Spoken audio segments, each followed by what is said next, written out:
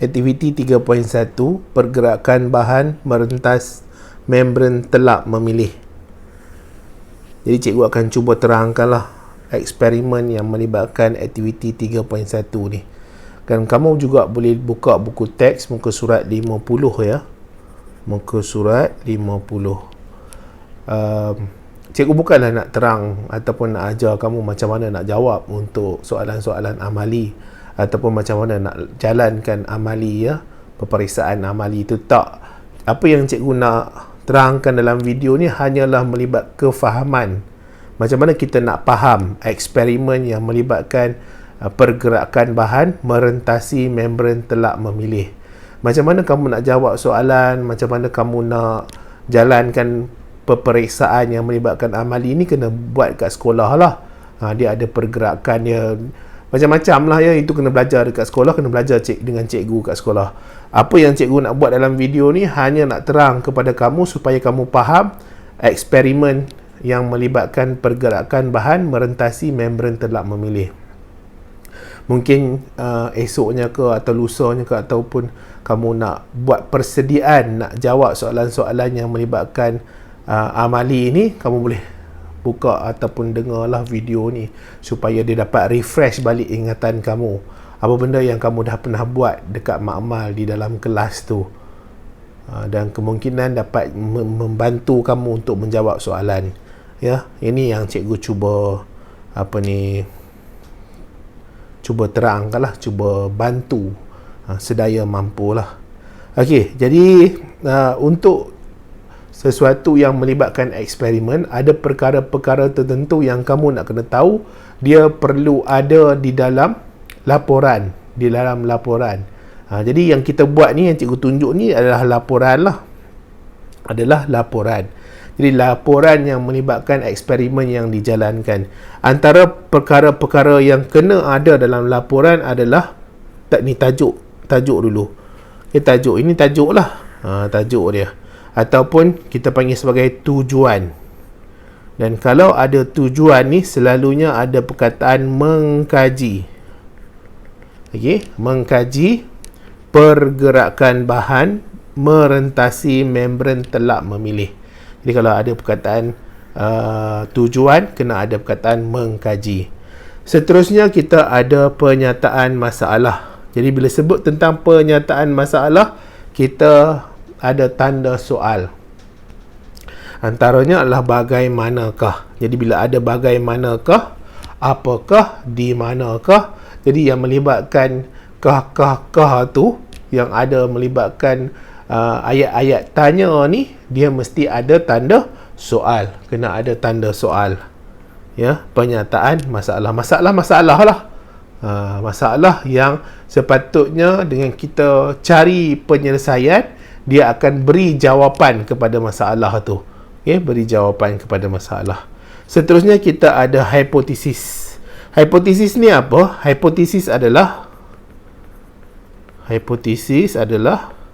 ramalan awal. Okay, kita buat ramalan.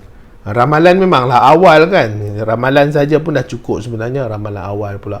Kita buat ramalan. Apa yang akan berlaku? Apa yang daripada kita punya pengetahuan, daripada kita punya pemerhatian, daripada kita punya logik akal, apa yang kemungkinan akan berlaku sepanjang kita buat eksperimen ni? Okey, keputusan eksperimen tu nanti macam mana? Jadi itu adalah hipotesis. Hipotesis tak semestinya dia akan sama dengan keputusan ya. Kadang-kadang hipotesis berbeza dengan keputusan. Kadang-kadang hipotesis berbeza dengan keputusan. Seterusnya kita ada radas, kita ada bahan. Jadi cikgu tak nak teranglah radas dan bahan ni secara lebih mendalam. Waktu tingkatan 1 dulu ada pernah belajar tentang radas dan bahan ni. Dan kita ada pemboleh ubah. Okay, pemboleh ubah dimanipulasikan, pemboleh ubah bergerak balas, pemboleh ubah dimalarkan. Ada 3 jenis pemboleh ubah. Nanti kamu sambung belajar, nanti kamu akan dengar lagi ada pemboleh ubah bebas, ada pemboleh ubah bersandar. Okey, dia ada independent variable dengan dependent variable. Tu tak apalah. Jadi yang penting waktu SPM ni kamu belajar pemboleh ubah dimanipulasikan, bergerak balas dimalarkan. Dan kita ada prosedur, kaedah ataupun metodologi, method. Macam mana kita nak jalankan eksperimen ini. Macam mana kita nak jalankan eksperimen ini. Seterusnya kita ada keputusan, result kita. Kita ada perbincangan.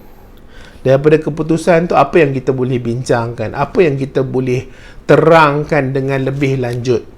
Dan akhir sekali kita ada kesimpulan. Ya. Untuk yang modul yang cikgu guna ni, cikgu akan bagi. Jadi kamu boleh carilah ataupun boleh masuk dekat kumpulan atau grup Telegram cikgu. Okey, boleh mesej cikgu lah, tanya ya. Kalau kamu berminat nak masuk lah. Jadi cikgu akan bagi percuma. Cuma ada benda-benda yang cikgu akan hilangkan lah. Cikgu akan hilangkan, biar kosong, supaya nanti kamu boleh tulis sendiri. Jadi kalau cikgu nak pergi tulis satu-satu dekat kamu ni, dia akan ambil masa lah. Jadi kamu boleh tulis sendiri. Kamu boleh dengar dulu video ni, ataupun try refresh balik ingatan kamu, cuba tulis sendiri. Sebab apa pentingnya dalam biologi ni untuk kita mengingat. Seterusnya daripada ingatan, pentingnya kita faham, kemudian kita ingat, dan seterusnya kita dapat keluarkan balik semua yang kita faham tu apabila ditanya berkaitan dengan perkara tersebut. Okey, kita pergi dulu kepada penyataan masalah. Ni panjang cikgu merepek pula kan. Penyataan masalah, bagaimanakah saiz molekul zat terlarut mempengaruhi pergerakan bahan merentas membran telak memilih. Jadi sekarang ni apabila kita nak mengkaji pergerakan bahan merentas telak memilih, antara salah satu faktor yang akan mempengaruhi pergerakan bahan tu ataupun yang membolehkan bahan tu bergerak adalah saiz.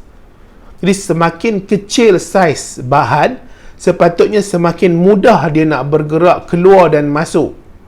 Bila sebut tentang membran telak memilih ni, tak boleh lari daripada plasma membran ataupun sel membran. Tak boleh lari, itulah ya. Dia membran telak memilih, semi permeable membran. Jadi ada bahan tertentu akan mudah keluar, mudah masuk. Ada bahan tertentu susah keluar, susah masuk.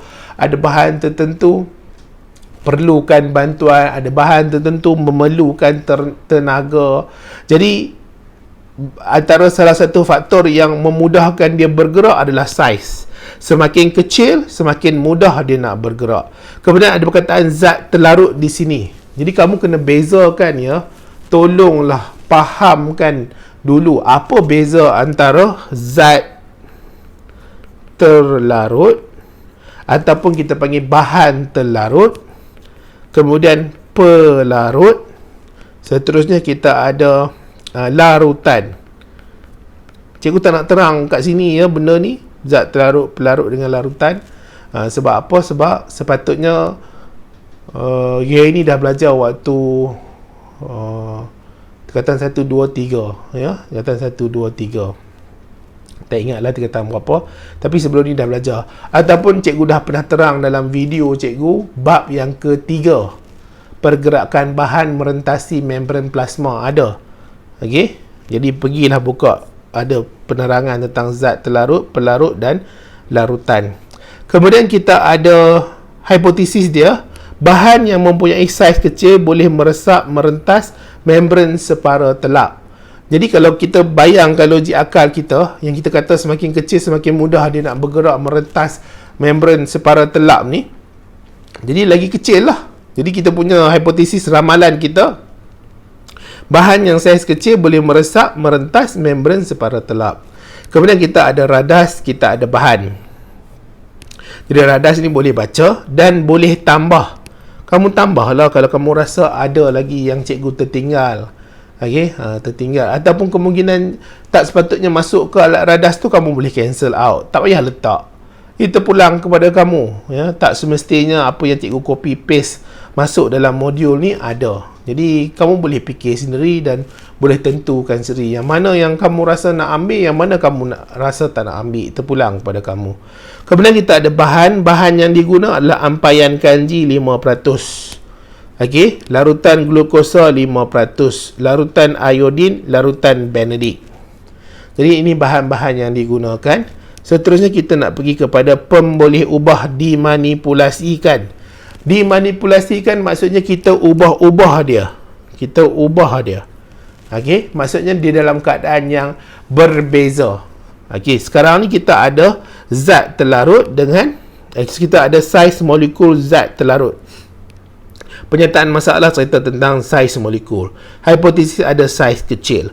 Jadi kita nak buat uji kaji itu, yang kita nak ubah suai adalah saiz zat terlarut itu sendiri. Jadi zat terlarut kita ada apa? Kita ada ampaian kanji dan larutan glukosa. Jadi dua ni adalah zat terlarut. Okey, dua tu adalah zat terlarut. Kemudian warna larutan dalam tube whisking. Jadi cikgu rasa ni bukan dalam ya, ni luar. Okey, ni di luar. Luar tube whisking. Jadi warna larutan luar tube whisking yang bergerak balas. Jadi kita nak tengok pada awal eksperimen tu warna apa bagi luar tube whisking tu. Selepas kita tunggu lebih kurang 30 minit ataupun lebih daripada 30 minit, dia buat uji kaji yang sama, dia ada penukaran kepada warna atau tidak. Penukaran ada pada warna atau tidak.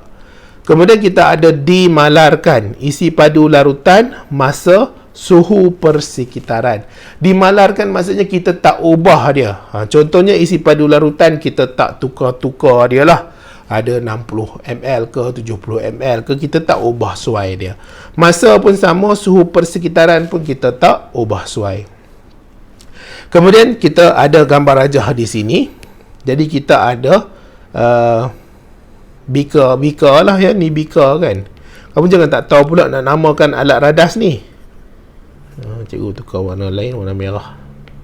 Okey, kita ada beaker, kita ada tube whisking. Okey, kemudian kita ada, yang ni dia ada pengikat lah, diikat kan.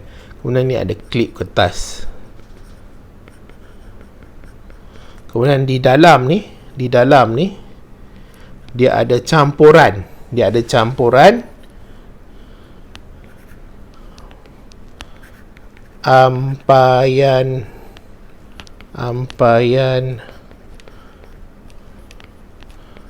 kanji 5% tambah dengan larutan glukosa 5%. Kita tambahkan dia di dalam tube whisking ni. Jadi secara tak langsungnya daripada gambar ni, paling tidak kita boleh tahu apa prosedur yang nak dijalankan, kaedah yang nak dijalankan. Tetapi lagi bagus kalau kita baca. Okey, lagi bagus kalau kita baca.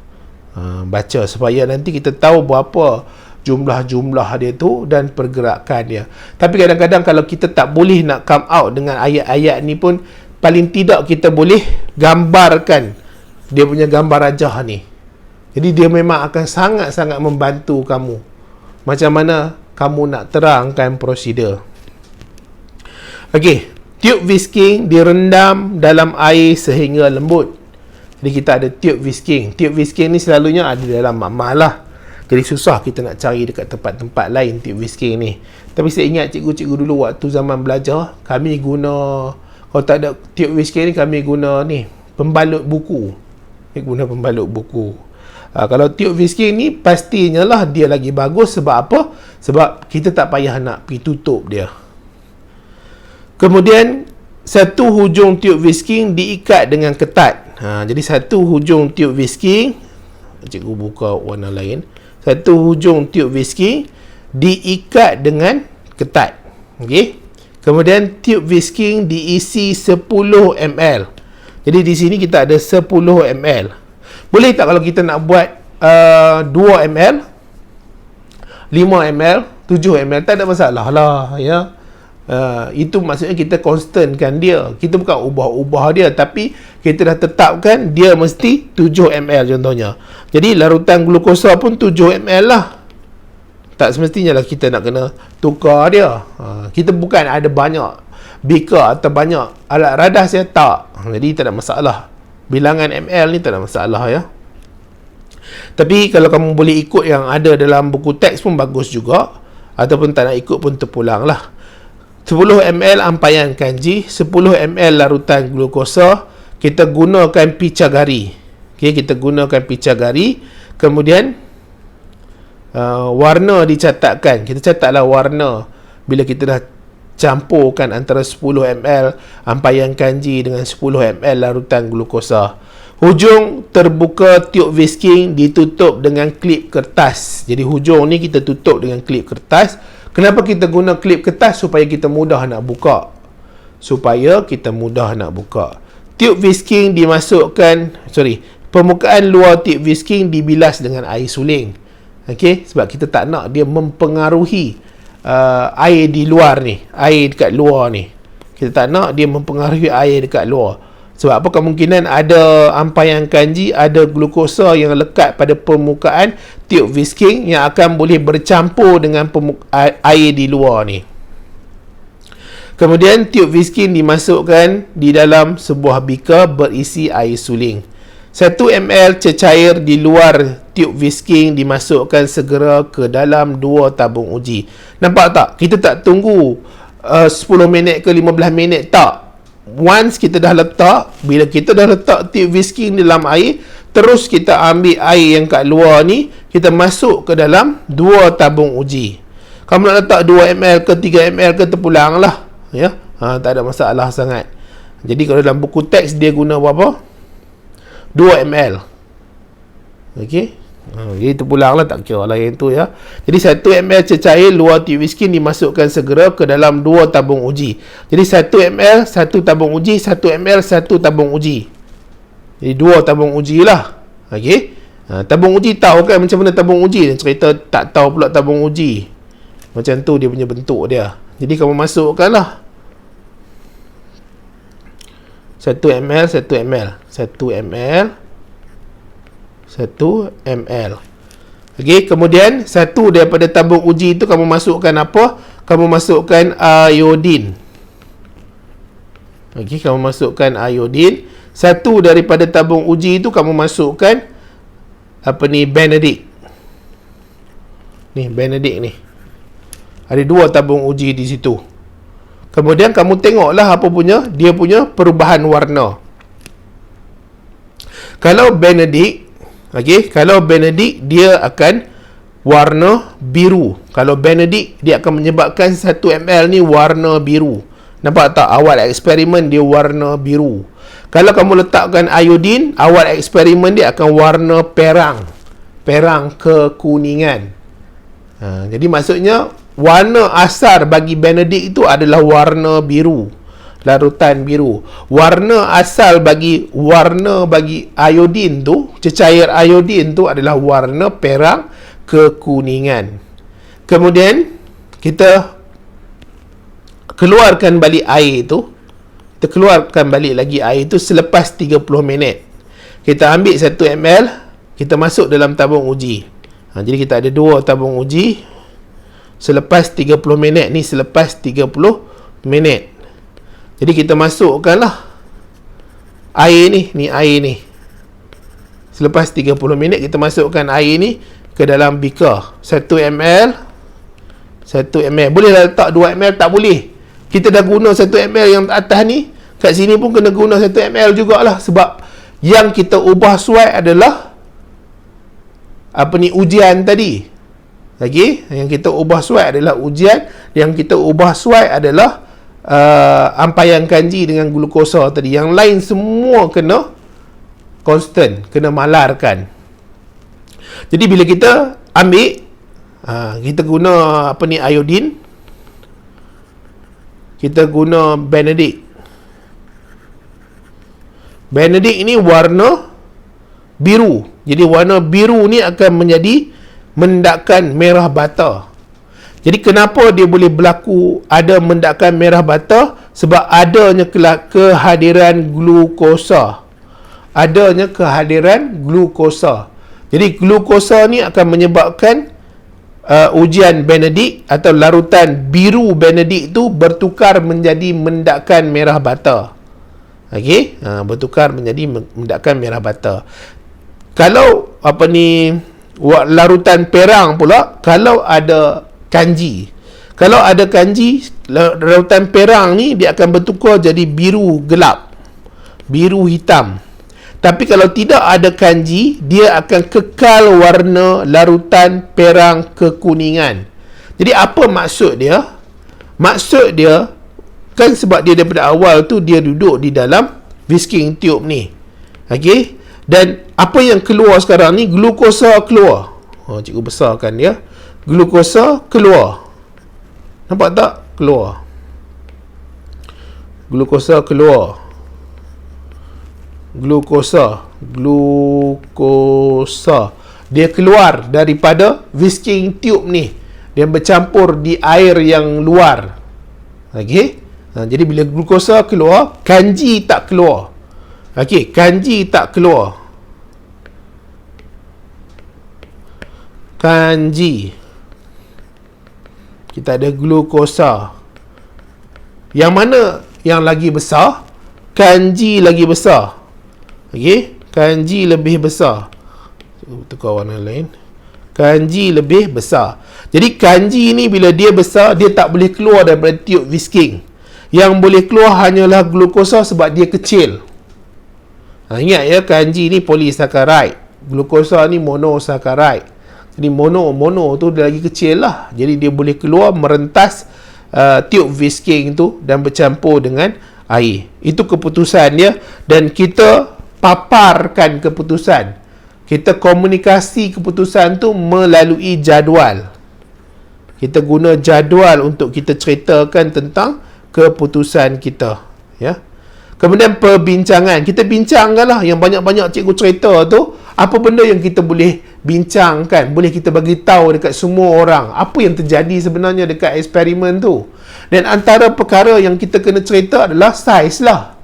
Saiz molekul, iaitu glukosa lebih kecil berbanding dengan kanji, yang menyebabkan dia boleh keluar daripada tube whisking dan bercampur dengan air di luar, cecair di luar. Manakala kanji tak boleh keluar sebab dia besar. Okey?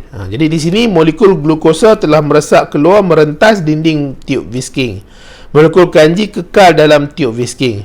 Molekul glukosa mempunyai saiz yang lebih kecil daripada molekul kanji.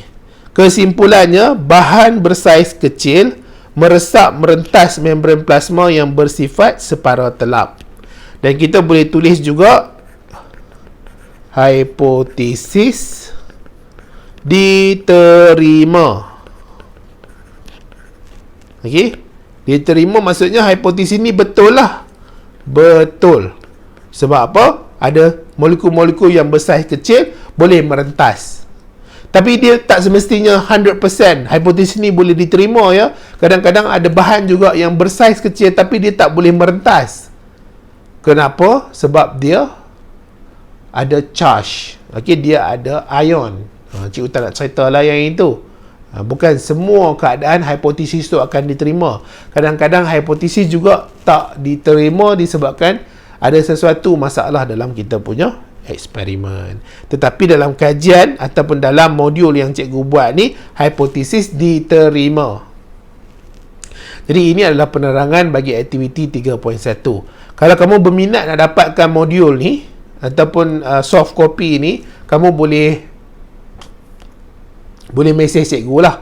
Okey, boleh mesej cikgu, cikgu letakkan dalam description nombor cikgu, ataupun boleh masuk dekat link grup Telegram. Grup Telegram cikgu akan kongsikan nota-nota modul-modul, nota-nota tambahan dan semualah yang berkaitan dengan apa yang cikgu buat untuk pelajar-pelajar biologi. Jadi harap-harap dapat membantu kamu faham aktiviti 3.1 atau eksperimen yang melibatkan pergerakan bahan merentasi membran separa telap. Jadi cikgu dah buat banyak lah sebenarnya ni ya. Ada aktiviti tingkatan 4 dengan tingkatan 5. Aktiviti yang seterusnya adalah aktiviti 3.2, mengkaji proses osmosis dengan menggunakan osmometer ringkas.